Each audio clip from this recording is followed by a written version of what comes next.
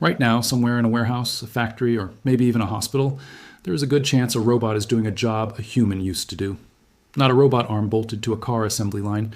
Those have existed for 50 years. A robot that walks on two legs, has two arms, and is built roughly the size and shape of a person. For most of the last decade, these humanoid robots existed almost entirely as demonstrations. A company would post a video of one walking or dancing or opening a door, and the internet would marvel for a week, and then very little would change.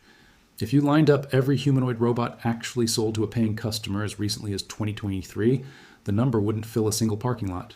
That's how rare they were. Prototypes, mostly, built one at a time, by hand, in small labs, at costs that made them closer to spacecraft than appliances. Somewhere in the last 18 months, that changed, and it changed faster than almost anyone in the industry expected. But here's the part most people never hear about. The reason humanoid robots stayed rare for so long wasn't a lack of ambition. It was cost, and specifically, the cost of the moving parts inside every joint. A single humanoid robot needs somewhere between 28 and 44 separate actuators, the motor and gearbox units that let it bend a knee or grip a cup. And the high torque versions needed for hips and knees have historically run between $500 and $2,000 each before you've built anything else. Multiply that across a whole body, and you understand why a single prototype-grade humanoid could cost anywhere from $30,000 to $150,000 to build, more than some cars. That was the quiet economics behind every impressive robot video you've ever watched. Now a factory in China has entered the story, and the number coming out of it is the kind that makes engineers stop scrolling. In March of 2026, a new production line in Foshan, in China's Guangdong province, went live. A joint venture between Leju Robotics and Dongfang Precision Science and Technology. And it can complete one fully assembled humanoid robot every 30 minutes. Not a partially built one, a finished one, tested and ready to ship.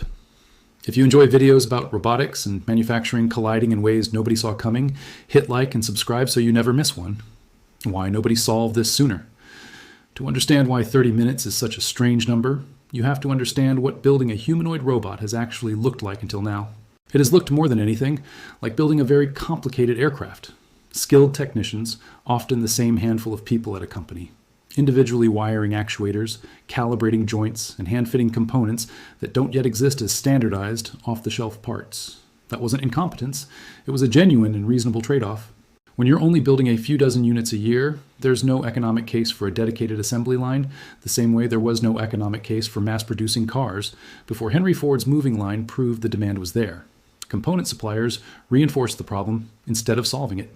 The precision reducers and actuators a humanoid needs are supplied by only a handful of manufacturers worldwide, and none of them wanted to build expensive, dedicated, high-volume production capacity for an industry that was, until recently, still ordering in the dozens rather than the thousands. It became a genuine chicken and egg problem.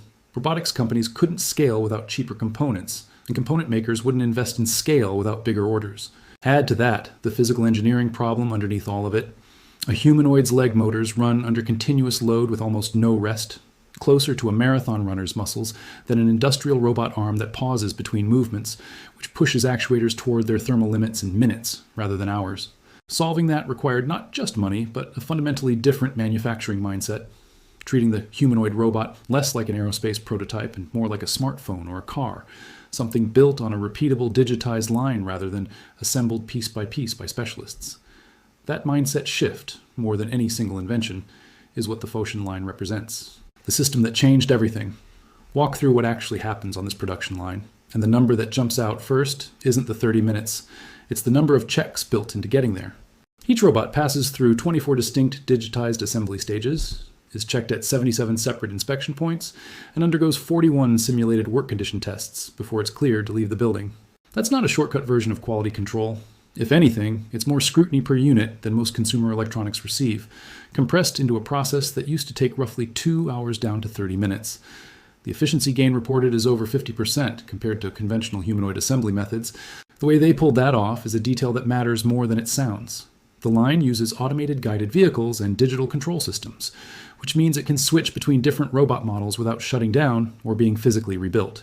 Think of a car factory that can build a sedan, then an SUV, then a hatchback on the same line, back to back, without stopping to swap out tooling. That flexibility is what makes the annual target of 10,000 units plausible rather than aspirational. The factory isn't locked into producing one design forever. It can shift output toward whatever combination of automotive assembly robots or home appliance line robots the market actually wants that quarter.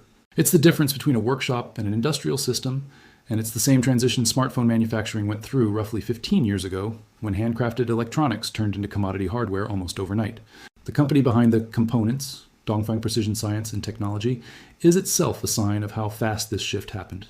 It built its reputation manufacturing packaging equipment for corrugated cardboard, not robotics, before pivoting into contract humanoid manufacturing entirely.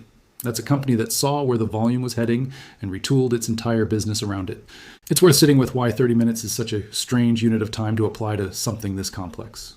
Picture a single robot's leg.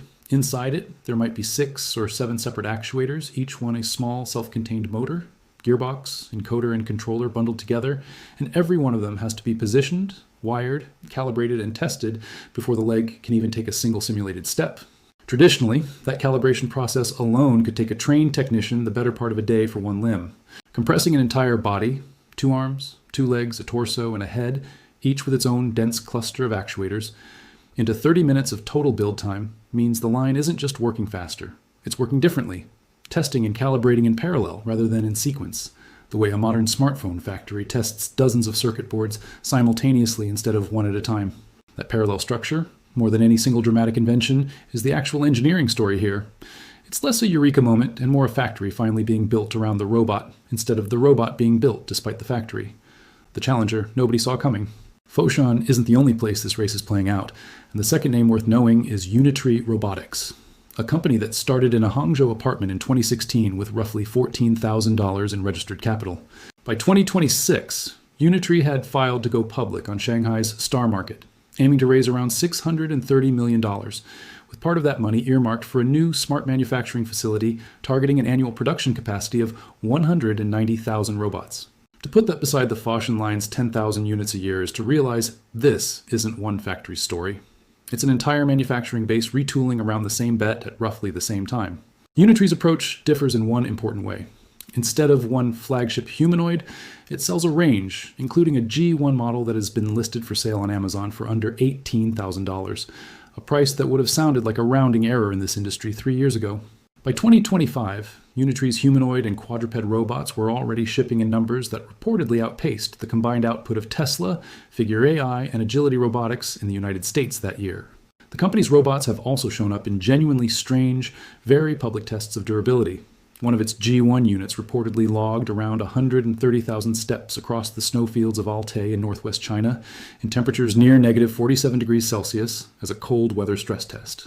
That's not a factory story anymore. It's a supply chain and manufacturing culture story. And it points at the same underlying force. Chinese manufacturers gaining a structural cost advantage in actuators, batteries, and assembly that is proving very difficult for competitors elsewhere to match quickly. The world starts paying attention.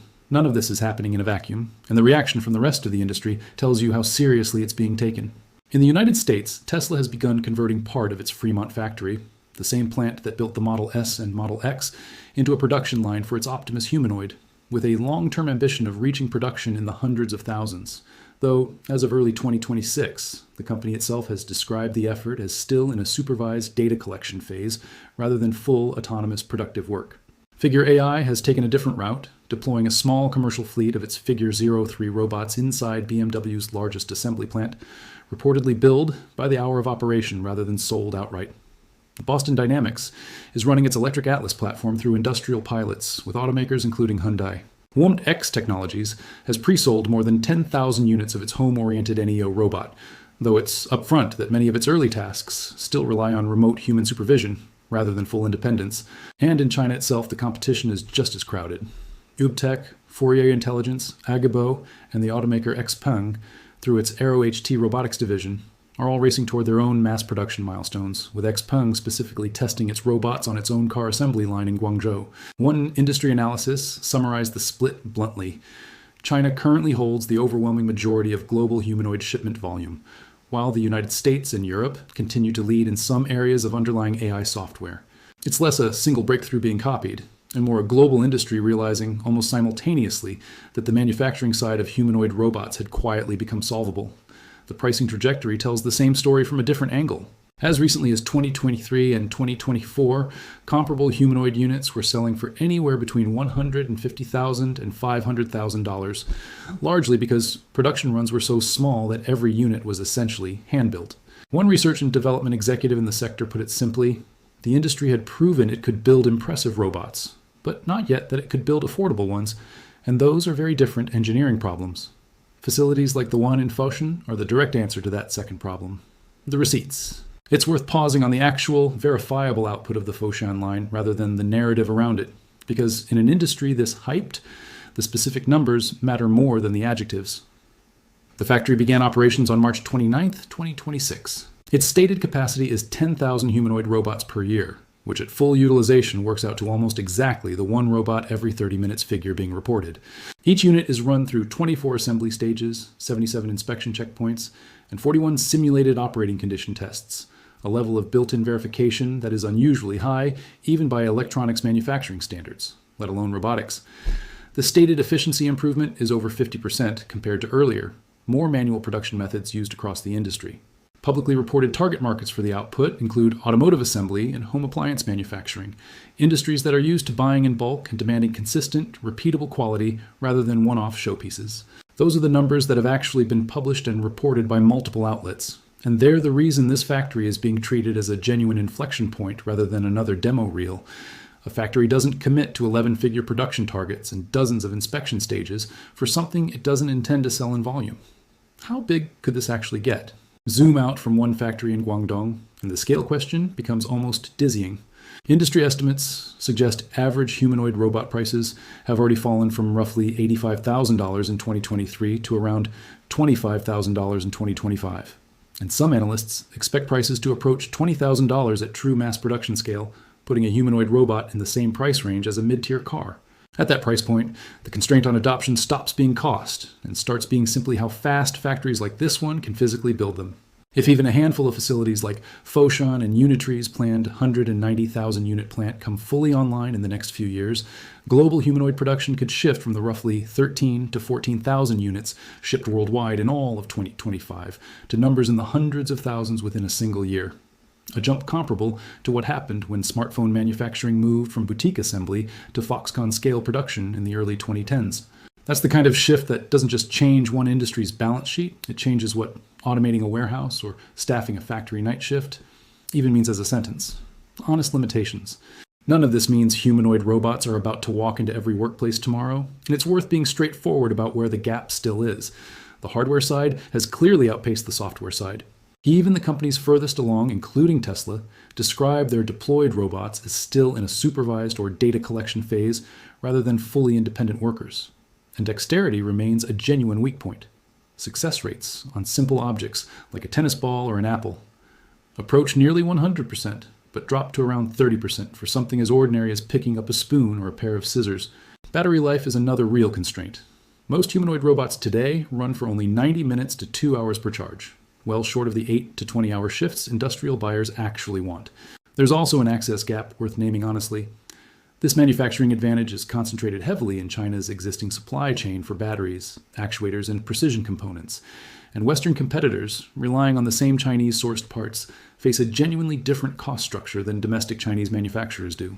Analysts have pointed out that a large share of the component value inside even a Western-branded humanoid robot can trace back to Chinese suppliers of actuators and precision parts, which means this isn't simply one country racing another from a standing start.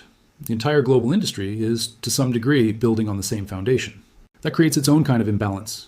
Regions without access to that supply chain, or without the capital to build a facility like Foshan's, risk watching this transition happen somewhere else first, and playing catch-up on both price and availability once it arrives.